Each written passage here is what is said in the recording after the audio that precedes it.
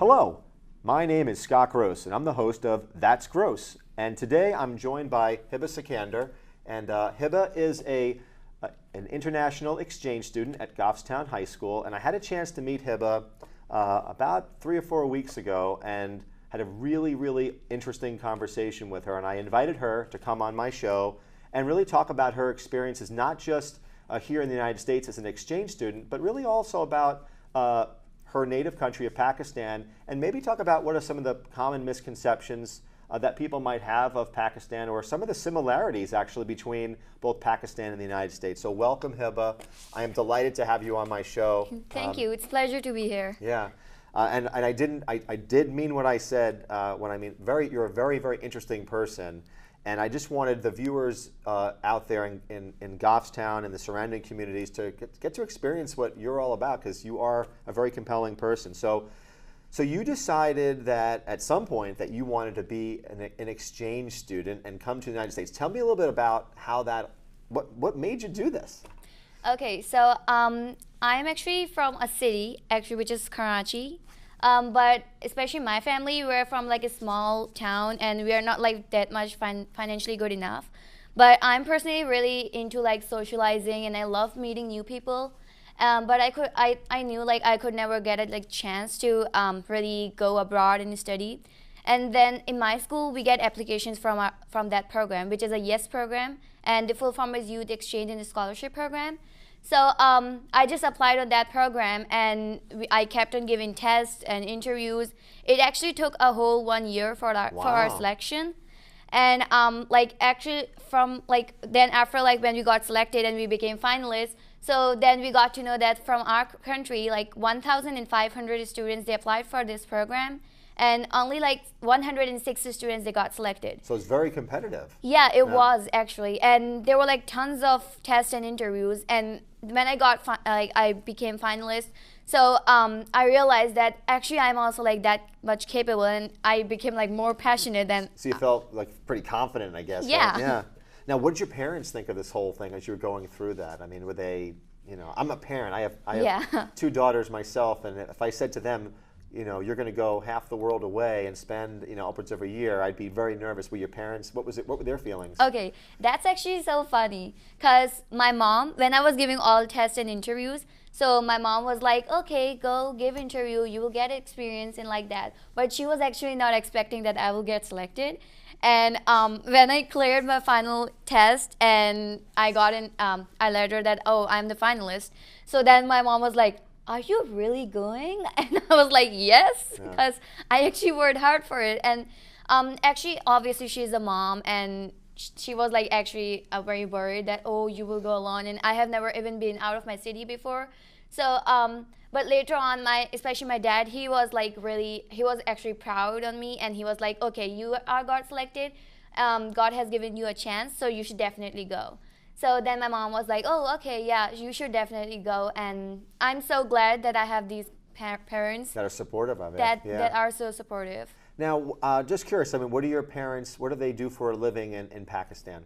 So my mom, she's an art teacher. So she just teach in a school. Right. And my dad, he's a salesman. So he just he purchases the wholesale rate market stuff, and then he sells them in profit. So not a whole lot different than what a typical American family would have for parents' jobs then. Oh, that's really interesting. So what we're going to be doing here also is Hiba has been kind enough to give us photographs that have been taken both in Pakistan and also here in Goffstown and in the United States. And we're going to talk a little bit about some of these photographs. And I'd like to show the first photograph here. And Hiba, if I believe this was an orientation that you went to? Right. And tell us a little bit about that orientation. So when we all became finalists, so we all were invited in an orientation that was in the capital of Pakistan, that is Islamabad. So we stayed in a hotel, and there we actually learned about American culture. And because my program, it's actually not only about being an exchange student and coming here and studying and then go back to your country, but it's actually about teaching people and learning from people. So we got an overview of other students' experiences, and we got to learn about other alumni. and they taught us like you should do this and do that. So how you're to teach comfortable us. when you do come over here. Yeah, right. Yeah. Definitely. So I also want to show some of the viewers, just they're curious as to where do you live, what's your house look like. So I want to show them right now a photograph of your home, and if you can just tell us a little bit about your house. Then we're going to show, I guess, your room, your own bedroom, and your living room, etc. So let's start off with your house. So you said you live in a city. How many people live in this city? 23 million people. 23 million. Yes. Okay. And I'm placed in New Boston, so which is like only 5,000 people. Right. So that was the biggest Wow. culture shock for me. Yeah, I'm from the New York City area, and that I think it has 8 to 10 million people. I can't imagine 23 million. Yeah, it's like Wow. almost 4 times more than Right. the population of New York City. Yeah. So the next photograph that we're going to show is of your, I guess it's your family room or your living room. Yeah. And could you tell, one of the things that was I was curious about was in this photograph, there were I didn't really see like couches. Right. So is that something that is that typical for a Pakistani home to not have a couch as we know here in the United States? Yeah, so we consider like couches and stuff, they're like especially for drawing room, like guest room. Okay. Otherwise in like living room, it's like we like feel pretty comfy like sitting on the floor, and we eat on the floor, so that's why we have like living room without couches. Okay. So I guess that saves some money too, right? Yeah, it does. I just spent a lot of money on a couch myself. So this next photograph that we're going to show is of your bedroom. Right. And this actually looks really nice, and it looks like it's pretty big. I mean, I know in some countries the houses are very small, but your bedroom looks fairly large. Yeah, right. So actually when I first came here, I also like noticed that thing that here like most of the houses, their bedrooms are like pretty small. Like otherwise in my country we don't have that small bedrooms. We have pretty large like rooms and bedrooms. They're like pretty open. Right. Now this next photograph that we're going to show, I believe this is your family, and Yeah. Would you mind just telling us who's in the photograph, and tell us about your family. All right. So obviously on the left side, it's me, and my mom and my sister. She's actually taller than me, and my host sister, she's also like taller than me. So like I'm like the shortest person in my family, in both of my families. And he's my brother. He's in a university, so he's actually in grade 13, and we call it university. So I'll talk to you like later on about like school and stuff. Okay. So and my sister, she is in 6th grade. She is going to be in 7th grade because our school system, it starts from April, so it's like also pretty different. Gotcha. So you're here as a sophomore at Goffstown High School. Is that what you would be in Pakistan had you stayed there?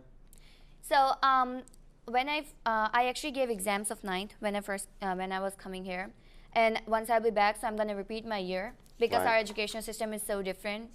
So it's pretty different. Like your school starts from grade 1 to 10, and then 11 and 12th grade is called a college, and then 13 to so on. Like it depends on the course, so it's called a university. Okay. So we also have like pretty different divisions. All right. Well, we're gonna get to education now. This next photograph that I want the viewers to see is of your public school, and it looks pretty nice. Yeah. So how many students go to the school in Pakistan where you go to school? Sorry, I didn't get it. How many? What number of students? Like at Goffstown, there's 1,200 students. How many are at your school? I think in my school they're like pretty 3,000 or something. Oh, I'm not really? exactly sure, but Yeah, it's because big. it's pretty big. Like only this building that you're looking at, it's only the secondary building, and we also have like a different building which is from 1 to 5, and we also have like different grounds and stuff. It's pretty huge, like so big. Now, here in the United States, there's a lot of high school sports, and there's theater and a lot of activities. In Pakistan, do you have that in terms of, are there a lot of clubs and sports that students play after school? Is it very similar or is it different? So yeah, about clubs, I never heard about the clubs before. Like whenever I hear of like the word club, I thought like those kind of club that where like teenagers go and have fun, like Well, you dance. those kind I of got yeah, you. where you Right, dance. right. So when I came here, I was like, okay, these are also clubs, and they're actually Right. educational ones. So no, we don't have these kind of clubs at all. And about sports and stuff, there's like a major sports called cricket. Right. So we are like cricket fans, like we are the biggest fans. And we have like badminton, soccer that we call football, Right. and like ping pong that we call table tennis. Right. So like we also like call it different names. Now, are there here? There's as you've been to a lot of the games here, but there are sports teams that represent the school. Is it similar? Is there a football, soccer team Yeah. for your school, and they Right. compete with other schools? So it's Yeah. similar in that respect. Yeah, Okay. it is. Now, I wanted to show a photograph, and this photograph is I guess was taken outdoors, and it's the students of your school. And one thing that I noticed was that obviously the girls or the females were separate from the boys. In your school, is that the case where the girl students are separated, segregated from the boy students? Yeah, it is. So actually, and like most of the people have misconception that, oh, is it because like girls are not allowed to talk to boys, so it's like religious thing or stuff. But like most of the things are actually influenced by the culture.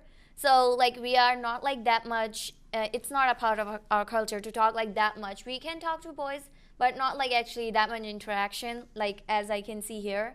And so we have like different sections for boys and girls. We have like for each class, we have section A, B, C, and D. Okay. So section A and B is for boys, and C and D is for girls. So we even have separate floors, and we have separate lunch times. But still, like after school, you can meet, and we are friends. Like I still have some friends who are boys and who are from my school. So it's not really a big deal. But there's no like hand holding at school. There's nothing like that, right? No. Okay. And I also noticed that in this photograph that there, so this school uniforms, Yeah. right? So you can't go to school dressed the way you're dressed right now. No. Now, what do you think about? So now you've come to the United States and you have the ability to kind of wear what you'd like. Yeah. Do you like that? Do you prefer that, or do you know? Is it? Talk to me a little bit about that. Okay, so for that thing, I'm kind of